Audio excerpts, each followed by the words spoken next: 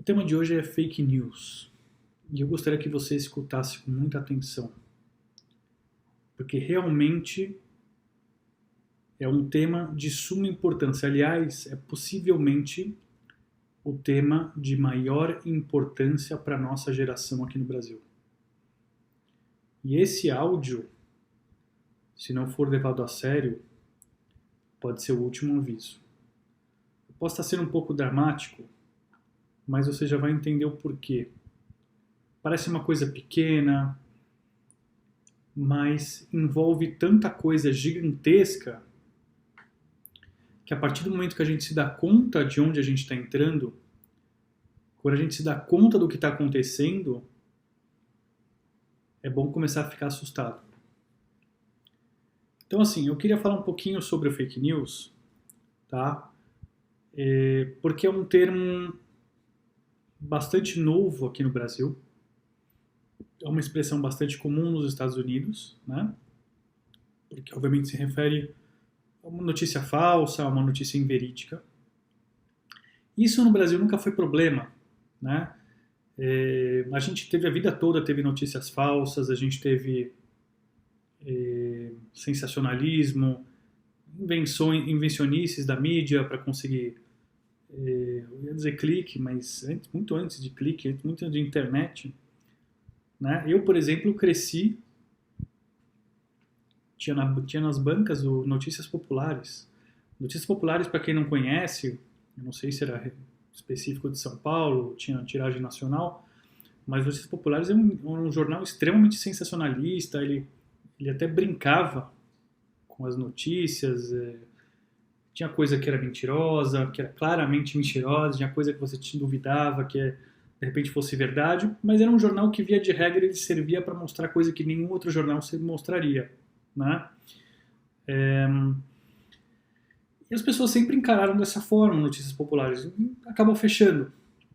Então isso acontece, né? Quando uma fonte de notícias ela não tem credibilidade, ao longo do tempo ela acaba se desvalorizando.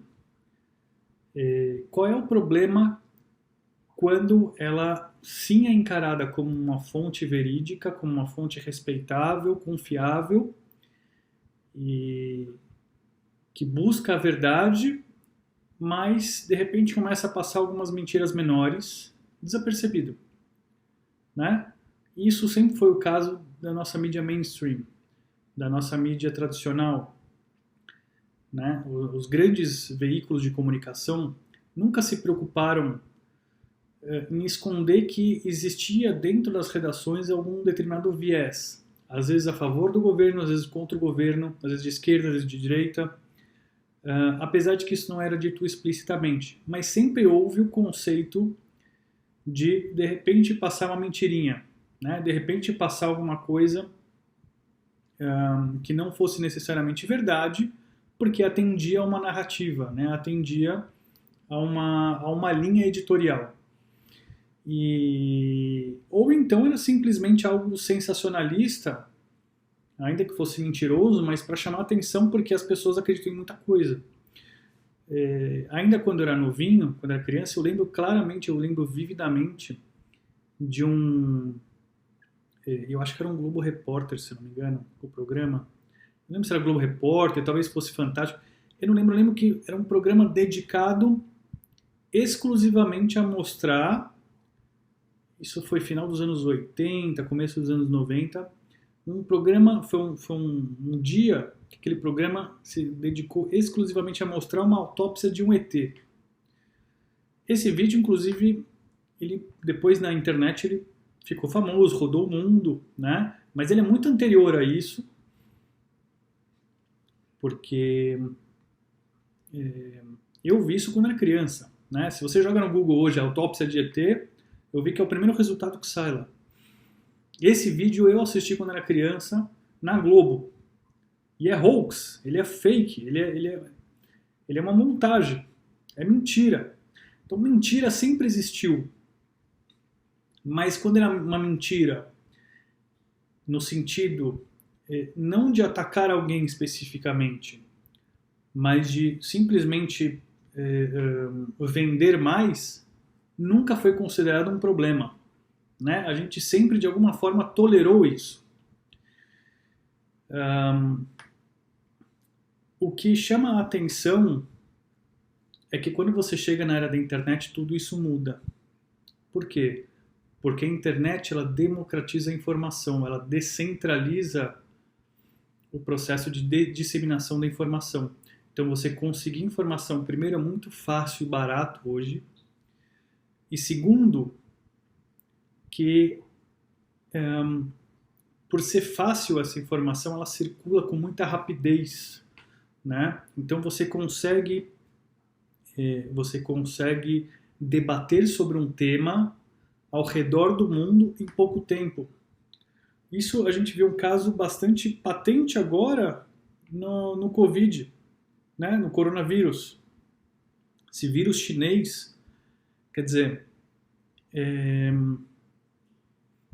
a gente viu quando nasce da China, que a China fala assim, olha, tá tudo bem, tá tudo controlado, não tem problema nenhum. Aí você começa a ficar preocupado, você fala, olha, não é por nada não, mas a gente sabe, estudou aqui, debateu entre a gente, sabe que comunista não vai falar a verdade quando, né, isso atrai uma imagem negativa para o país. Não é boa propaganda, né? Comunista sempre se preocupou muito com imagem, com propaganda política, propaganda ideológica. Então, por conta disso, quando chegavam as notícias do corona vindo da China, as pessoas ficavam preocupadas, falavam, uau, se a China está começando a botar cidades inteiras em quarentena, parou metade do país, inclusive as exportações foram afetadas,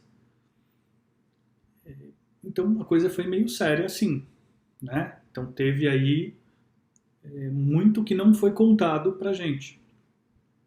E aí vem a China com notícias sobre a quantidade de mortos, ninguém acreditou nisso, né? Quantidade de infectados, quantidade de mortos. Realmente a gente acreditar que uma pandemia que atravessou o mundo não chegou em Beijing, por exemplo, quase, ou em Xangai, né? Tá bom, então. Então a gente consegue verificar hoje, em tempo real, essas informações e checá-las por conta própria. A gente tem essa capacidade, né? E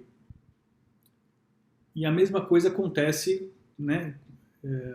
Conforme essa pandemia foi se desenvolvendo, né? A maneira de se combater, então teve todo um debate sobre a questão dos remédios que estariam disponíveis, né? E aí entram laboratórios com interesses próprios, aí entra também politicagem do governo chinês, aí entra politicagem de partidos de esquerda no Brasil, nos Estados Unidos, na Inglaterra e assim por diante, né? Em países onde a esquerda hoje não controla, não está no poder. Então existe um embate feroz e por conta disso, né, surgem estudos científicos que finalmente podem ser questionados, né? Chega um estudo, uma projeção do Imperial College e as pessoas que nunca tiveram contato com, de repente, um estudo, começam a ler aquele negócio, aquilo é distribuído para o mundo todo, que as pessoas começam a analisar. Fala, mas espera aí, qual é o critério que você está usando? Como é que funciona um estudo? Vem cá, explica para mim como é que funciona esse negócio de projeção. Qual é a referência que você está usando, né? Como é que você pode dizer aqui nesse lugar, comparado com esse outro, não está batendo? E as pessoas começam a questionar, e isso incomoda muita gente, porque a esquerda levou décadas para ocupar espaços, para tomar a mídia, para tomar a academia, para tomar a política mesmo, né, como consequência, né, o meio artístico, todo tipo de todo o o duto de condução da informação ele foi tomado pela esquerda, né? Então, hoje toda a narrativa ela obrigatoriamente passa por um filtro de esquerda, seja ele voluntário, militante, ou seja ele involuntário, porque ele é consequência dessa narrativa, desse processo todo que foi criado. Às vezes a pessoa está dando uma opinião que é de esquerda, ela nem sabe, ela não tem ideia, né? Então, é muito interessante porque você vê o caso, por exemplo, da cloroquina. Então vem o Lancet e fala, a cloroquina faz mal. Então, peraí, deixa eu ver esse estudo. Né? Na hora, pessoal, traz aqui esse estudo, libera esse estudo, vamos ver isso daí. Aí demorou e tal, deu 3 dias, o pessoal derrubou o estudo. Ele tem 15 inconsistências e não sei o que, e ele não funciona por causa disso. Olha quanta coisa estranha que tem aqui. Ele tem tanto erro, mas erro conceitual, erro de fundamentos, erro de estrutura, coisa básica que estudantes numa faculdade, num primeiro ou segundo ano, não fariam. Então, claramente aquilo foi manipulado, claramente aquilo foi falsificado. E essa é a graça da época que a gente vive. Eu vi um tweet esses dias, eu não vou poder atribuir a pessoa, porque eu não me lembro, não guardei o nome da pessoa, foi uma personalidade não tão conhecida, mas um tweet aleatório que eu vi, a pessoa fala assim, olha como são os tempos, né? Antigamente, um estudo como esse, às vezes rodaria o mundo, sei lá, anos até alguém questionar alguma coisa. Graças à internet, a gente consegue perceber que esse estudo é uma farsa em 2, 3 dias, né? Então, esse é o grande perigo da internet para o status quo, para o establishment no mundo todo.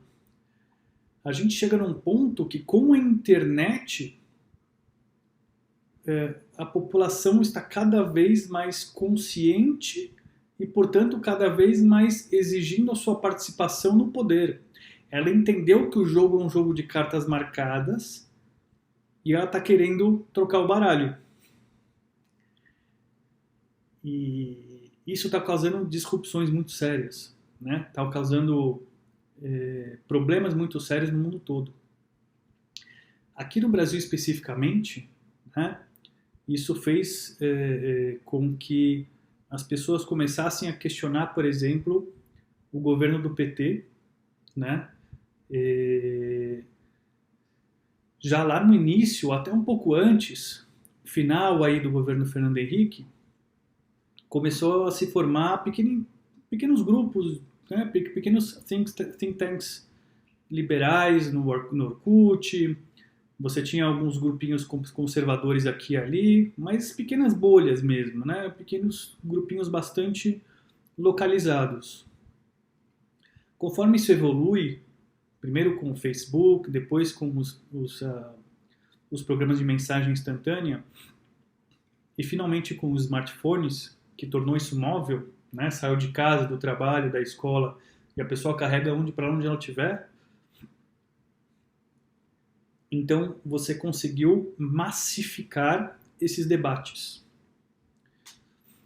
Eu lembro, uns anos atrás, deve ter o quê? Acho que 3, 4 anos atrás,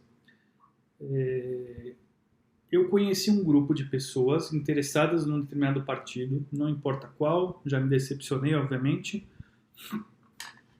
Achei que tinha uma proposta diferenciada. Me reuni com um grupo de aficionados, pessoas que tinham interesse, queriam participar, e a gente marcou, se encontrou fisicamente aqui em São Paulo, e eu lembro que a maior parte dos meninos que vieram, eram uns 20 mais ou menos, a maior parte deles era tudo gente de periferia, eram garotos assim de origem super simples. E eles me mostravam, assim, a gente começou a debater sobre questões econômicas, sociais, E alguns deles começaram a me mostrar gráficos no smartphone, falou, olha aqui, né, comparar com tal país, olha o crescimento econômico, olha não sei o quê. Eu fiquei maravilhado com aquilo. Porque uma coisa é o centro de São Paulo, o centro expandido se manifestando, outra coisa é quando a periferia toma consciência.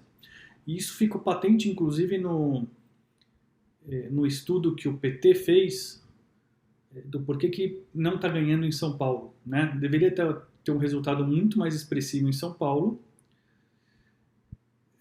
nas eleições municipais, e não ganha. Né? Tem tido problemas nas últimas eleições. E por que isso acontece? E eles identificaram no estudo o PT. Não sou eu que estou falando, não é alguém de alguma maneira com um viés contrário ao PT. O PT descobriu e depois divulgou esse resultado que a periferia de São Paulo quer governos mais liberais. Da onde eles tiraram isso? Se isso espantou muito o PT. Porque pensa só, se o PT controla a educação pública, né? A gente sabe, aqui não vou entrar no tema da educação, mas a gente sabe que a educação está tomada pela esquerda. Se a mídia está sendo controlada hoje pela esquerda, se todas as formas tradicionais estão sendo controladas pela esquerda, de obtenção de informação, né? Então, onde que essa molecada que não tem dinheiro para comprar livros, por exemplo, conseguiu essa informação? Pela internet. Então a internet se torna um meio absolutamente revolucionário. As pessoas não têm noção da transformação que a internet teve nos últimos anos para a consciência política mundial. Ainda não se deu conta. A coisa vai ficar cada vez mais rápida, vai ficar cada vez mais forte, e a gente não tem noção de onde vai parar isso. Posso até chutar, mas do jeito que está não fica. Então, qual é a resposta do sistema em relação a isso? Construção de narrativas. A única forma que você tem de você controlar, já tendo o sistema em mãos, é você primeiro criar uma justificativa. Qual é a primeira justificativa? Olha, todos esses ataques que estão acontecendo na internet, porque é sempre ataque, né? Nunca é crítica, nunca é questionamento. Quem está batendo no establishment, quem está batendo no sistema, está sempre, para essas pessoas, para o sistema, está atacando. Quando é o sistema critica, o sistema questiona, o sistema discorda. Agora, quem vai contra o sistema está obrigatoriamente atacando. Então aí você tem uma guerra de linguagem, inclusive, né? E pode perceber na mídia, né? Compara. Você pode pegar o veículo que você quiser e começa a comparar a maneira com que eles se referem quando é a crítica a alguém que não faz parte do sistema. Hoje em dia, principalmente a direita conservadora no Brasil, e quem faz parte do sistema, né? Você pega o centro, a esquerda, enfim, todo esse pessoal, os populistas, né? O pessoal que não importa o governo está sempre ali, comandando, participando de alguma forma. Então, você tem esse sistema reagindo e se defendendo. De que maneira eles se defendem desse processo? Então você tem uma justificativa. Primeiro você fala que esses ataques são feitos por robôs. Né? Eles não entendem como funcionam as redes sociais, não importa, eles não querem entender, não precisam entender. Eles estão simplesmente buscando justificativas. Né? Qualquer coisa que soe minimamente estranho para eles pode ser usado de alguma forma contra essa onda de questionamento. Então aí você vê os robôs né? Então todo mundo é robô agora. Você não tem uma opinião, você não tem o direito ao anonimato, porque senão você obrigatoriamente é robô, né? E às vezes, mesmo quando você põe o seu nome, as pessoas falam, esse é um perfil novo, então obrigatoriamente é um fake. Não é. É uma maneira de você se defender. Outra coisa é quando você fala que são ataques coordenados, né? Você fala que tem gente manipulando isso. Por quê? Então, como você tem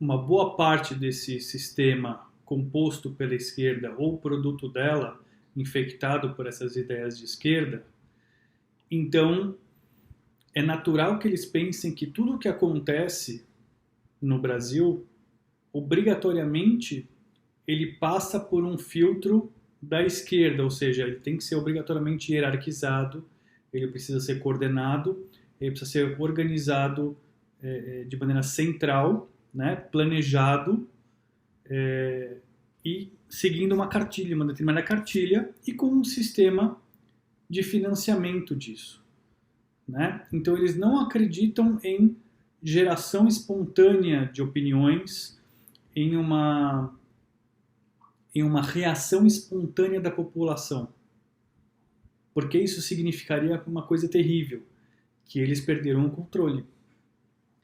Então, como que você responde a isso? Como que você se defende? Começa a criar leis. Você começa a colocar o Estado cada vez mais tentando controlar a internet. Então essas leis que começaram a surgir, tá? Como que a gente tem discutido agora, mais recentemente, a PL 2630, que inclusive foi aprovada a toque de caixa no Senado, essas leis tendem a piorar. Ela não foi a primeira e não vai ser a última. Por isso é importante esse aviso. Esse PL não é o primeiro e não será o último a controlar a internet no Brasil. Ouçam o que eu estou falando. O que vai acontecer? Eu queria explicar uma coisa importante. A PL que passou no Senado é um absurdo. Ela parte da premissa, por exemplo, que todo cidadão brasileiro é culpado até provado em contrário. Ou seja, ele tem que dar o CPF, ele tem que dar todos os dados dele, ele tem que dizer tudo bonitinho para o Estado controla a vida dele, e aí ele vai e usa dentro daquilo que o Estado permite. Ele só pode fazer A, B ou C. Ele não tem mais liberdade individual.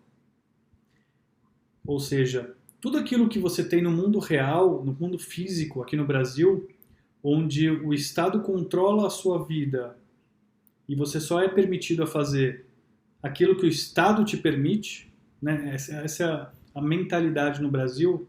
É diferente, por exemplo, nos Estados Unidos, né? Nos Estados Unidos, se você olha a Constituição ela é feita de maneira a limitar o Estado americano, né? Então o Estado pode isso, o Estado pode aquilo, ele não pode aquilo outro, não pode aquilo outro.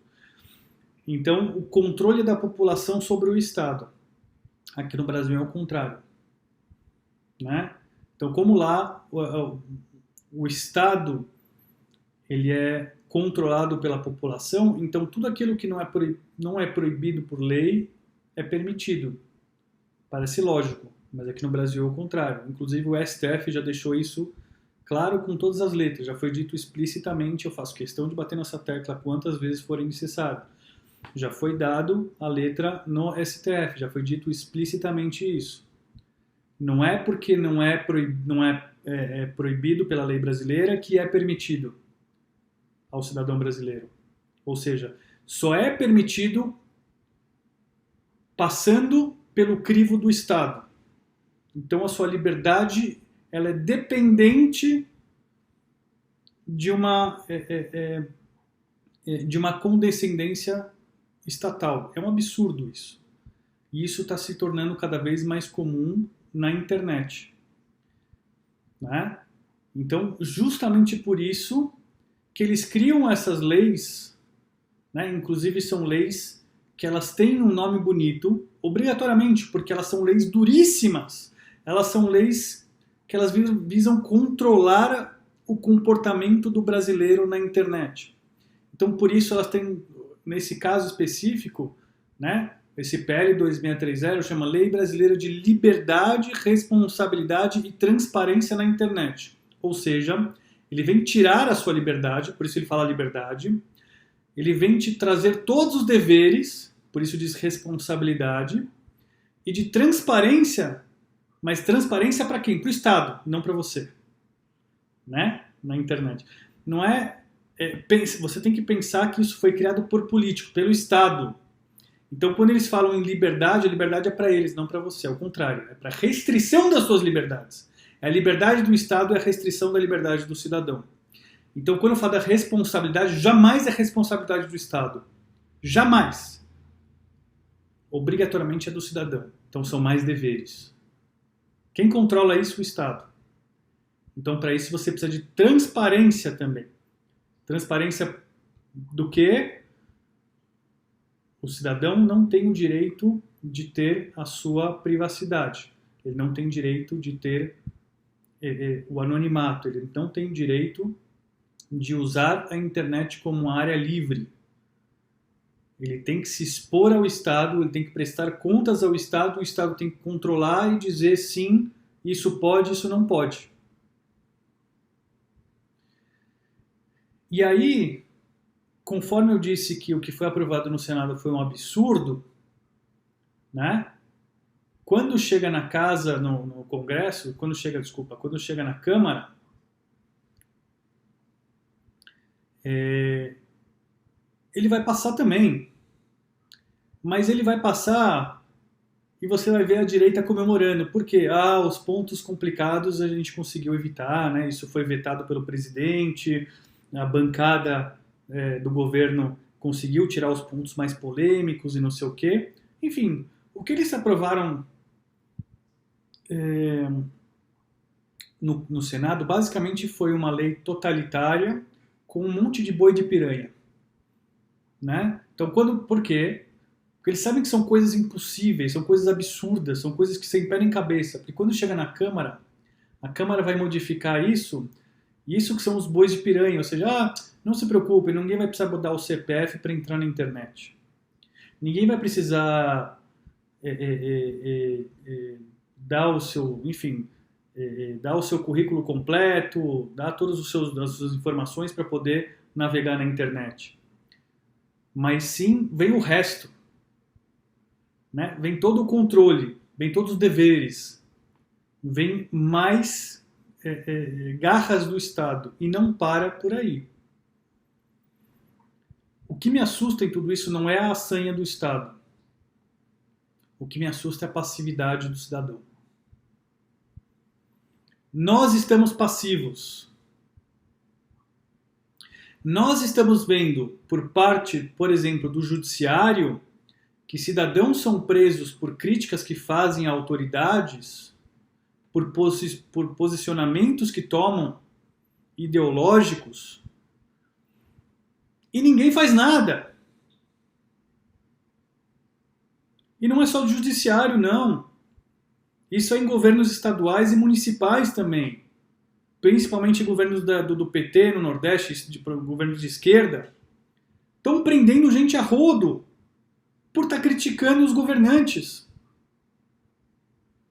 E nós não estamos fazendo nada. Nós estamos acovardados. A pergunta é: o que fazer? Bom, minha opinião, tá? Vou tentar ser o mais sucinto possível. Óbvio que não dá para fazer isso daria uma palestra inteira, não é o caso aqui. Eu vou tentar dar em linhas gerais sobre como funciona essa questão toda. Primeira coisa, como eu disse, a gente está com uma postura acovardada. E o maior sinal disso é que não só que a gente está aceitando calado tudo o que está acontecendo, como a gente é extremamente vulnerável e uma vítima constante da narrativa. Então, essa fake news, que nem crime é, porque crime você já tem calúnia, injúria, difamação na lei brasileira, nem crime é. Tem sido usado justamente como justificativa para essa perseguição, para esse totalitarismo, para essa ditadura absurda que a gente está vivendo. E como a gente sabe que é vítima? Porque as pessoas se justificam. Não, eu não sou fake news. Eu não faço fake news. O que eu estou falando é verdade. Não, quem está fazendo fake news é você. Você que é fake news. Toda vez que você está se justificando, quem se justifica já está automaticamente errado. Né? Não, não é bem assim, não é isso que você está pensando. Isso já está errado, já começou errado. Porque primeiro você já adotou uma postura defensiva, isso em primeiro lugar. Em segundo lugar, você está dando credibilidade à narrativa. Você está dando credibilidade ao termo fake news. Você não deveria sequer dar essa credibilidade. Então a maneira de responder é primeiro rechaçar direto essa história de fake news e dizer fake news é mentira. Isso em primeiro lugar. Isso é o mais óbvio. Não existe fake news. Se esse áudio tem um título, esse título é fake news, não existe. Essa é a mensagem principal. E o que fazer em seguida? As pessoas precisam se reunir, se organizar e criar uma frente pela liberdade de expressão. Você precisa parar de reagir e tem que passar a proagir, a se preparar. Então, a gente tem uma criação de uma frente pela liberdade de expressão, que basicamente é um grupo de interesse social, né? Aos moldes, por exemplo, nos Estados Unidos, você tem a ACLU, né? American Civil Liberties Union, alguma coisa assim. Tem a NRA, né? Que é National Rifle Association. São grupos justamente que cuidam de liberdades civis, né? Então a gente precisa lutar pelas liberdades civis. Aqui no Brasil você tem casos isolados, não vou entrar em casos específicos, mas é uma forma de você lidar e reagir com esse tema. Porque a gente está sempre se defendendo. E a gente precisa tomar as rédeas. Porque se não vem um Sleeping Giants, por exemplo, que é um pouco mais organizado, é justamente um esforço nesse sentido por parte da esquerda e derruba um monte de gente da direita. Assim, tranquilamente. Porque não estavam preparados, porque não estavam com as rédeas na mão, não estavam sendo proativos. A esquerda foi proativa. A esquerda está ganhando a gente no nosso jogo. O de espontânea, o de se aproveitar do capitalismo. A gente está apanhando em casa. Isso é o que é o mais triste. Então, Daniel, como que a gente assume as rédeas do jogo? Como que a gente age de maneira proativa? Cara, produção de conteúdos a 1000, hashtags, memes, livros, artigos, palestras, vídeos, podcasts, 1000 coisas.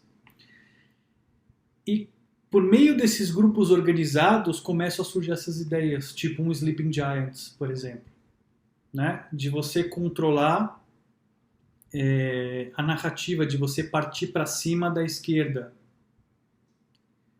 E você não ficar preocupado, quem é fake news, não é fake news, não sou fake news, você é fake news. Porque isso é a narrativa da esquerda, cara. Se você fala em fake news, você já caiu na armadilha. Então você tem que lutar por algo positivo. Você tem que criar justamente algo pela qual lutar. Se eles estão lutando contra o fake news, você tem que começar a lutar pela liberdade de expressão. Por quê? Porque fake news é só uma fachada para poder censurar você. Se eles estão querendo te censurar, então a bandeira a ser levantada aqui é liberdade de expressão. Então tem que lutar pela liberdade de expressão com a própria vida, cara. Como se não houvesse amanhã. Por isso que eu falo, dá vida a isso, entendeu? Criar memes, criar hashtags, enfim, toda aquela cultura de internet que a gente tem, que a direita domina muito bem, mas não está sabendo usar de maneira organizada. Né? Porque a gente acha que o problema é esse PL 2630. Vamos supor que a Câmara derrube. Vamos supor que não passe pela Câmara. Os caras vão no dia seguinte vão surgir com outra. Então, e amanhã vão surgir com uma pior ainda, no dia seguinte vão surgir com uma mais autoritária, totalitária ainda, e assim por diante, até que isso aqui vire a China. Enquanto não virar a China, os caras não sossegam. Então a gente tem que fazer o trabalho no sentido contrário. Primeiro, injustamente, se organizar e se armar para começar a criar as narrativas em proteção da liberdade de expressão, para que isso se torne um conjunto de leis, né, que pressione o Congresso para que se tornem leis ou então derrubem leis que já existam no sentido de cercear essa liberdade de expressão. Eu não sei se vocês sabem, já existe um problema seríssimo no Brasil chamado Marco Civil. Né? O Marco Civil ele possibilita que a justiça, por exemplo, derrube perfis no Twitter, que derrube o WhatsApp por um dia, derrube páginas no Facebook, de maneira totalmente arbitrária, sem ninguém ficar sabendo por quê. Então, já estamos perdendo, de goleada, inclusive. Então, o objetivo final seria, inclusive, derrubar o Marco Civil e, quem sabe, até criar algum tipo de marco legal no sentido de proteger a liberdade de expressão. É o contrário. Exatamente o oposto. Não só tirar o Estado da internet de vez, mas inclusive criar mecanismos dentro do Estado que o impeçam de fazer isso algum dia no futuro.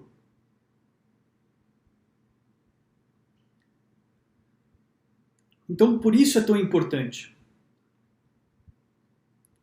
Por isso é tão fundamental aqui nesse momento esse tema de fake news.